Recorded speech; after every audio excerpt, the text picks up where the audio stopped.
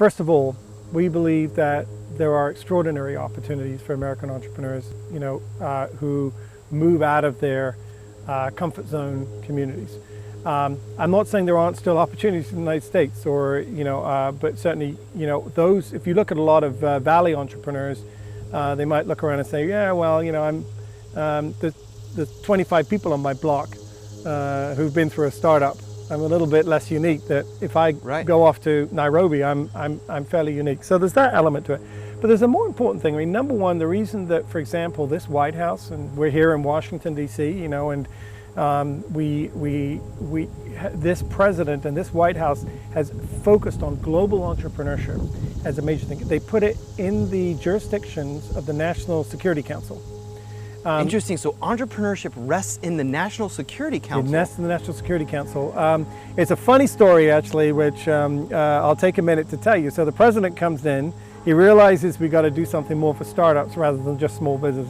And he says, okay, so where are we going to put it? Department of Commerce and Small Business Administration. The trouble is, Congress wrote the rules of how those agencies function.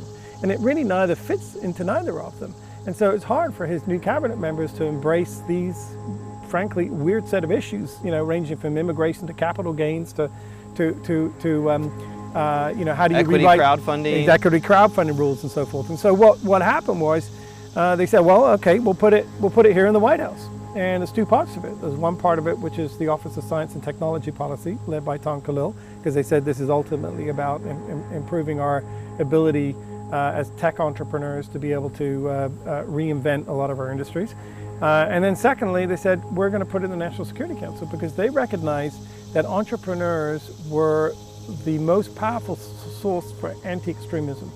If you were able to allow people to create their own opportunity, and a lot of the time, people's strife and their anger and their frustration isn't just around, ideology, differences on religion or ideology. Mm-hmm. It's around the fact that, frankly, they're hungry, or they don't have a way to make their own lives better. Absolutely, it's an economic nothing to opportunity. lose. Absolutely, economic opportunity. And so, as a result, in a way, to me, it's the new Peace Corps.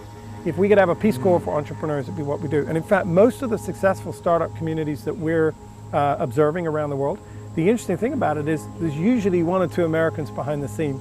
They're not always the front face, but they usually came there because they've got a spouse or a girlfriend or some other reason, or a boyfriend, some reason why they came there originally and they decided to live there for a while, and then they just stayed there and remained. But I think the third and most important reason, though, beyond the what I might describe as your country needs you, I mean, I think it's a powerful role for people to play, is that I think that the opportunity as an American entrepreneur is never been better overseas, because there's a lot of people like, frankly, Global Entrepreneurship Week and Jen and Startup Weekend and Techstars and people like Dave McClure and Geeks on a Plane and others. We've all done things where we're out there in the field.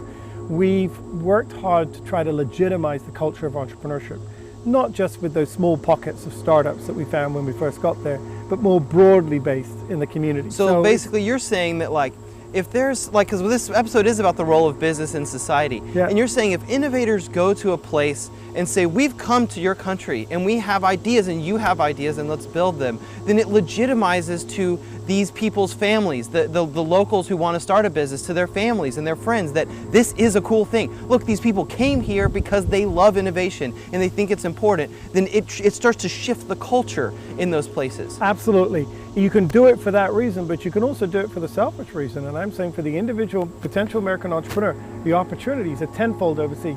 And I'll tell you the reason why. Because there's only so many 3-hour pet food delivery, as someone said the other day, apps, on-demand apps you can create, okay? Absolutely. And I know we're now moving into the era where our tech entrepreneurs are now, having to grasp at really hard stuff like, in energy and healthcare and, what we might describe as, by the way, another reason that the governments have to get involved, because it's opening up a whole new array of public policy These are issues. hard businesses to launch. Hard businesses to launch because they're semi-regulated, or at least they've got a lot of legal and public policy issues that will now get risen, just like Uber and Airbnb have raised. And that's light. I mean, if you're talking about Uber's impact on the taxi industry. I mean, not that the taxi industry is not important, but I mean, the energy industry is really important and very highly regulated. Absolutely, and there will be a lot of governments worried about how they figure out how they can protect them without looking like the, protecting a monopoly. So, but just on the side of this issue of the opportunity for the entrepreneurs,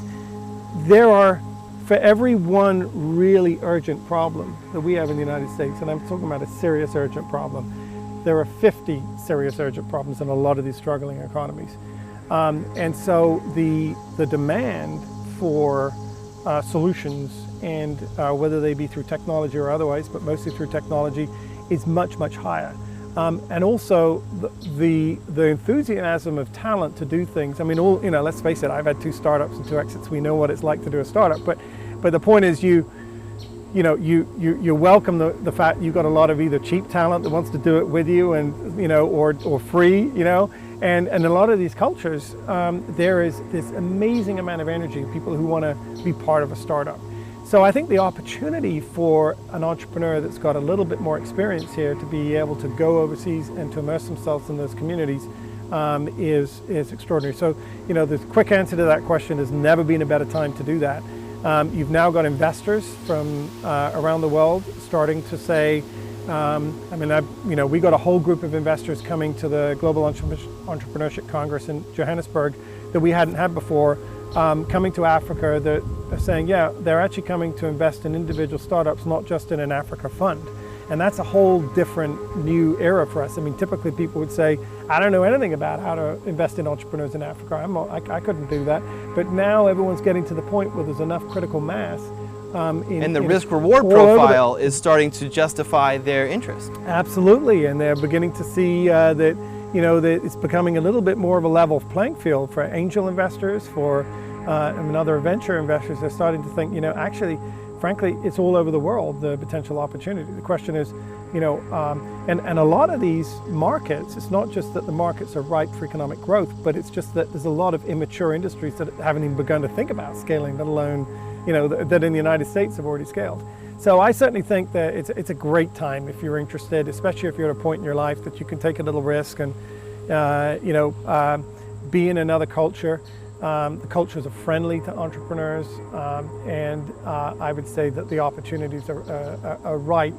And at the same time, frankly, you're also doing something. It's the best form of, if I had my way, I'd take all the USAID aid that we send around the world and I'd put it into, I wouldn't take it all, but I'd take a piece of it and put together a Peace Corps for entrepreneurs, because there's never a more important time for Americans to be trying their hand at that.